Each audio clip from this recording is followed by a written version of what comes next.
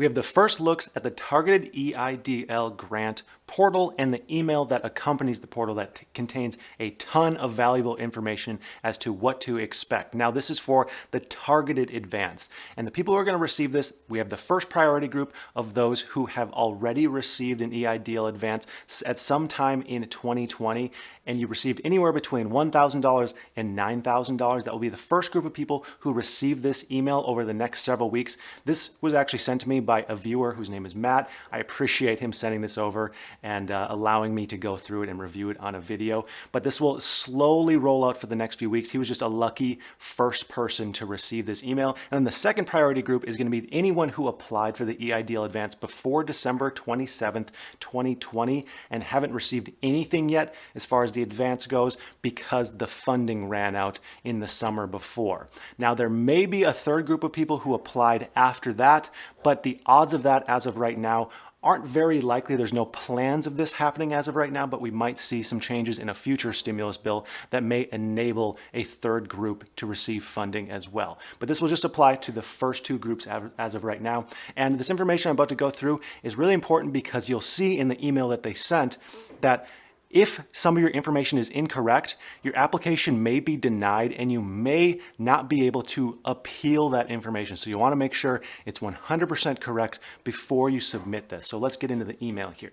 You can see the subject of the email is application number XXXX, invitation to submit COVID-19 targeted EIDL advanced application as the date, and it comes from Targeted Advance at SBA.gov.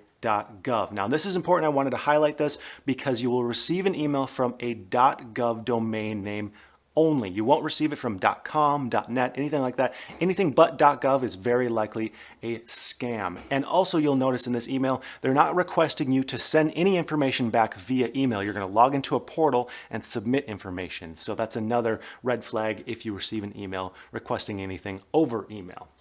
Now, getting into the application, you'll know really quick, there's some weird things with this, like spacing issues. It seems like it was a rush job, and it's kind of odd to me that this is an official government email, but it's from that .gov domain. I just think that they're in such a rush to get this program out that they, just have a couple small errors on this email. Just stood out as a little bit weird to me. But you can see invitation to submit COVID-19 targeted EIDL advance application. You can see the application space. It's kind of weird there, but gives you the application number, and then it says Dear, and it'll have your name specifically or your business's name.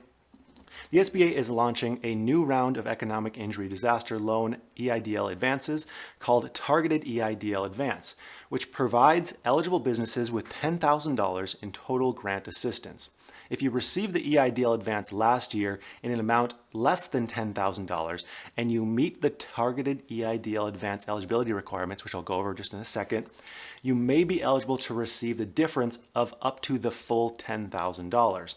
The combined amount of the targeted EIDL advance and any previously received advance will not exceed $10,000. So if you already received $10,000 last summer, there's no point in even trying to apply again. You're not going to get anything more than $10,000. So please review the eligibility criteria and application instructions below carefully before you proceed to the application portal for the Targeted EIDL Advance. Businesses eligible for this advance must meet all of the following eligibility criteria.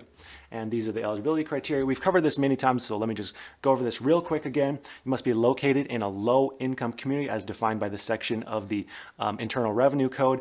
Basically, most people will qualify by either having a poverty rate of your population tract of 20% or more, or the median family income of your population tract is at least 80% or lower when compared to your metropolitan area or your state area. But luckily, we're not going to have to calculate this ourselves. They're going to have a map that you'll be able to punch your address into, or they're just going to use the address on your original application, and it'll tell you whether you qualify or not based on your location. You must also have shown an economic loss of greater than 30%. Now, you're comparing an 8-week period beginning on March 2nd, 2020, any 8-week period from March 2nd, 2020 through December 31st, 2021, any 8-week period in that time frame compared to any 8-week period from January 1st, 2019 through March 1st, 2020. So you're doing a comparison there to show a loss of more than 30%, and you must have fewer than 300 employees. Moving on from here, we have a big wall of text, but I want to go through this because this is really important, this part. We recommend that you have a copy of your 2019 federal tax return on hand to assist you in completing the Targeted EIDL advance application questions. You're going to be asked to confirm that the information provided in your original EIDL application is still accurate. So make sure you have that tax return on hand because they're going to be asking some facts and figures that will be on that tax return.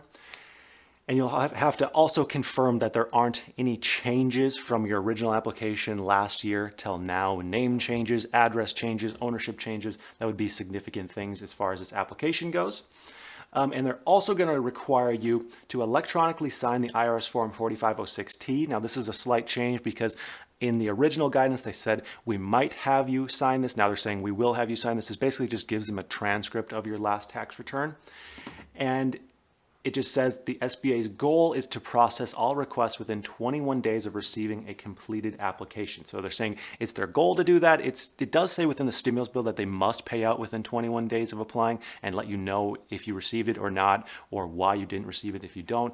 They're saying we're going to do our best to get it out in 21 days. So hopefully they're able to make those promises since they've taken some more time up front to set up these systems, but time will tell there. All application decisions will be communicated via email. Due to limited available funds, this is really important. Due to limited available funds for the Targeted EIDL Advance Program, SBA will not be able to reconsider applications through an appeal process. So make sure your information is correct when submitting your application. They're saying basically we don't have enough time to reprocess applications, so it's on you if you submit something incorrectly and we're not able to process your application. So make sure it's all accurate up front. If requested is approved, you'll receive an email notification and an ACH deposit to the bank account you provided on your application. Chances are, if it's like the first time around, you'll probably receive that deposit and you'll just be like, oh, hey, this popped up in my bank account, and then you'll receive an email like, you're approved, good job. All right, now it says it's important that you double check your bank account information carefully before submitting because they don't have this appeal process, and incorrect or incomplete information may result in an inability to approve your request or successfully disperse your funds. Carefully review the below information regarding bank deposits. Now they have just some info on bank deposits and how to make sure that you are able to receive that full deposit. So first off, as you can see here, the spacing is really weird as well.